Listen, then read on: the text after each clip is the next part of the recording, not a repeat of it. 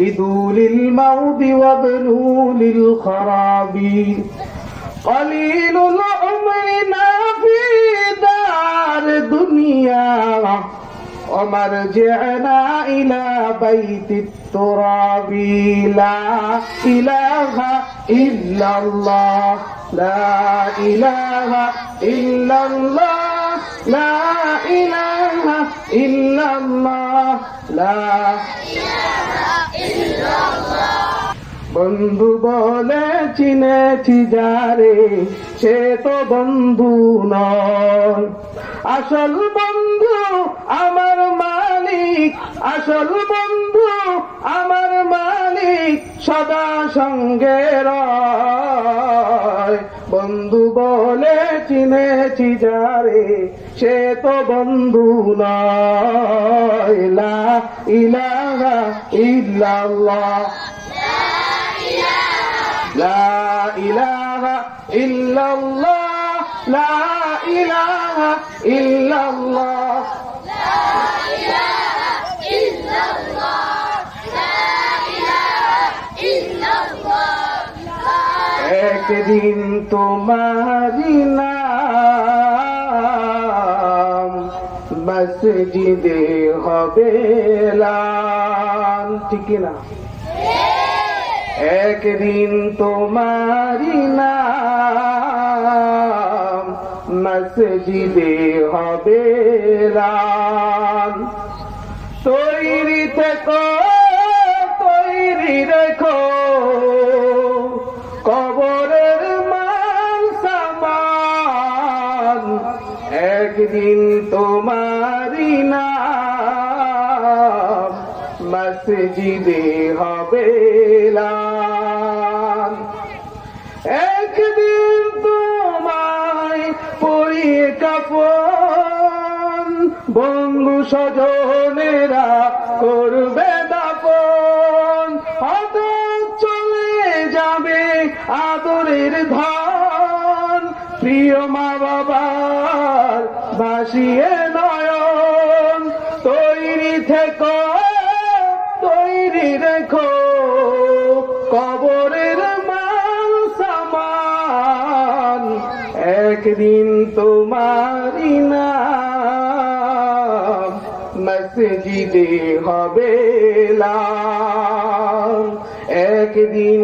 তোমারি নাম মসজিদে হবে এলান আলহামদুলিল্লাহ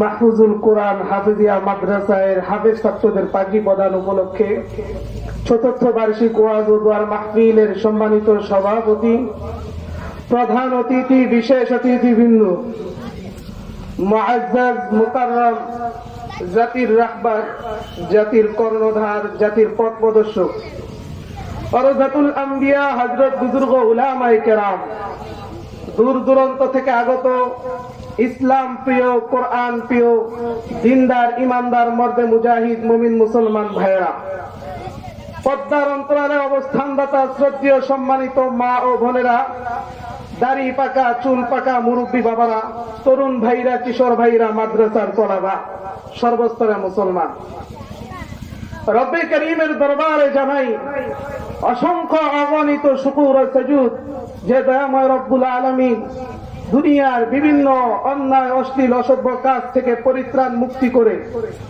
গুনাহ মাফের পরিবেশে দোয়া কবুলের পরিবেশে নেক নাজিলের পরিবেশ তথা হাফাতহুমুল মালাইকা আল্লাহ তাআলার অসংখ্য অগণিত রহমতের ফেরেশতাদের পরিবেশে অগাশিয়াতহুমুর রাহমা রহমত নাজিলের পরিবেশে ওয়া নাযালাত আলাইহিমুস সাকিনা সাকিনা নেক নাজিলের পরিবেশে বিভিন্ন এলাকা থেকে বিভিন্ন বংশ থেকে বিভিন্ন রাজনৈতিক ব্যানারের লোক বিভিন্ন পীরের মুরিদ একই জায়গায় হিংসার মতো মহা এক ব্যাধিকে পরিহার করে আল্লাহ তাআলা আমাদের সকলকে একত্রে আসবার এবং বসবার তৌফিক দিয়েছেন।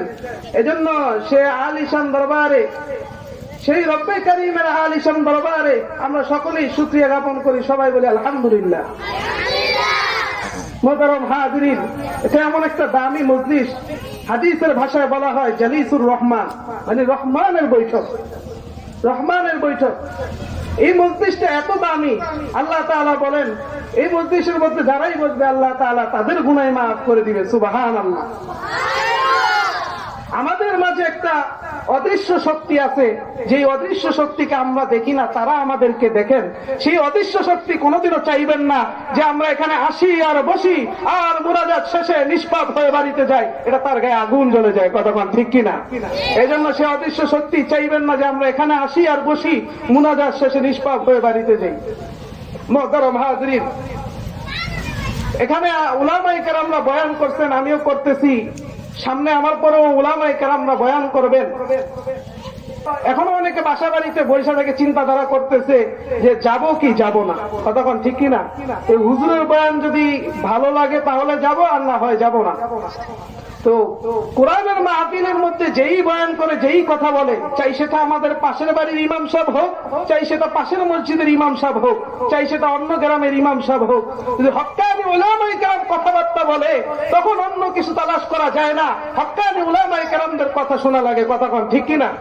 মুহতারাম হাজিরিন, আমরা এখানে তবারকের জন্য আসি নাই, খানা পিনার জন্য আসি নাই, টাকা পয়সার জন্য আসি নাই, একমাত্র শুধুমাত্র আল্লাহকে পাওয়ার জন্য, আল্লাহর সন্তুষ্টি অর্জন করার জন্য, জান্নাতের নেশায় নবীকে পাওয়ার জন্য আসছি। কতক্ষণ ঠিক কিনা? আল্লাহর নবীর হাদিসের ভাষায় এই জায়গাটাকে বলা হয়েছে জান্নাতের বাগান। শুধু তাই না, এই বাগানের চারপাশ দিয়ে আল্লাহ তাআলার রহমতের অসংখ্য অগণিত ফেরেশতা দ্বারা বেষ্টন করা হয়েছে। যদিও আমরা আমাদের চর্মচক্ষে ফেরেশতা দেখি না, কিন্তু আল্লাহর নবীর হাদিস মতে এটাই সত্য যে আমাদের চারপাশ দিয়ে আল্লাহ তাআলার রহমতের ফেরেশতা দ্বারা বেষ্টন করা হয়েছে। লা ইয়াকুদু কওমুন ইয়াযকুরুনাল্লাহা তাআলা إلا حفتهم الملائكة وغشيتهم الرحمة ونزلت عليهم السكينة وذكرهم الله في من عنده মায়ার নবী, রহমতের নবী হাদিসের মধ্যে জানা দেয় এর একটা জান্নাতের বাগান, এই বাগানের চারপাশ দিয়ে রহমতের ফেরেশতা দ্বারা বেষ্টন করা হয়েছে। শুধু তাই না, মায়ার নবীর হাদিস মতে বোঝা যায় এই রহমতের বাগানের মধ্যে যারা বসবে, এই জান্নাতের বাগানের মধ্যে বসবে, আল্লাহ তাআলা তাদের গুনাহ মাফ করে দিবে। আর আল্লাহর নবী বলেন ফেরেশতারা বৈশা বৈশা ওই উম্মতদের জন্য মাগফিরাতের দোয়া করে, আর আকাশ থেকে সাকিনা নাজিল হইতে থাকে। মুহতারাম হাজিরিন, শুধু তাই না, ফেরেশতারা একজনের কাঁধের উপর আরেকজন বর করে আল্লাহ তাআলার আরশ কুরসি পর্যন্ত পৌঁছে যায়। আমার আল্লাহ ডাক দিয়া কয়, ও ফেরেশতার দল, তোমরা কোথায় থেকে আসছো? ফেরেশতারা ডাক দিয়া বলে, মালিক, ওই বাগড়া বাজার মাহফুজুল কুরআন হাফেজিয়া মাদ্রাসার উদ্যোগে একটা মাহফিল হইতেছে, তোমার এক গোলাম বৈশা বৈশা তোমার রাসূলের হাদিসের আলোচনা করে, তোমার পয়গম্বরের আলোচনা করে, কোরআন থেকে আলোচনা করে, আর তোমার কিছু বান্দা বৈশা বৈশা তার আলোচনা শুনতেছে। আল্লাহ ডাকতে বলে, ও ফেরেশতার দল, তারা কিসের জন্য আসছে?